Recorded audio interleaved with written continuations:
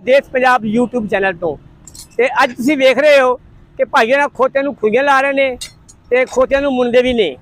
एक 20 साल तो भाई मजीद होना काम कर रहे हैं।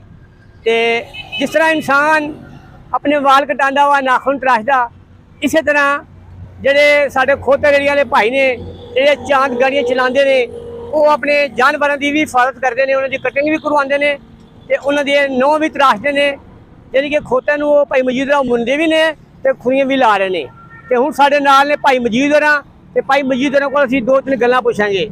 तो जी भाई मजीद किन्ने अर्से तू काम कर रहे हो तुसीं खुइयां लाने का? भाई मजीद होना कह रहे हैं कि मैं 20 साल तो काम कर रहे हैं। तो कभी इंज भी होया कि तुसीं कोई गलत खुई लाती होवे?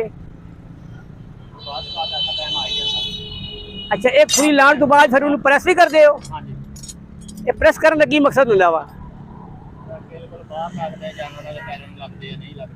अच्छा, तो भाई मजीद तुहाडा यही अड्डा वा? यानी कि तुसीं इस अड्डे ते बह के अपनी मेहनत मजदूरी कर रहे हो। ठीक है जी, भाई मजीद होरां ने दस्सिया कि मैं यही अड्डा वा ते मैं इत्थे बह के अपनी मेहनत मजदूरी कर रहा। तो अल्लाह ताला इन्हां दे काम विच बरकत पावे, इन्हां नूं तरक्की देवे। ये बहुत अच्छा काम है, हत्थ दी मजदूरी आ ते काफ़ी देर तो कर रहे हैं। जिवें जिवें पाकिस्तान, जिवें सोहना देश पंजाब, पाकिस्तान जिंदाबाद।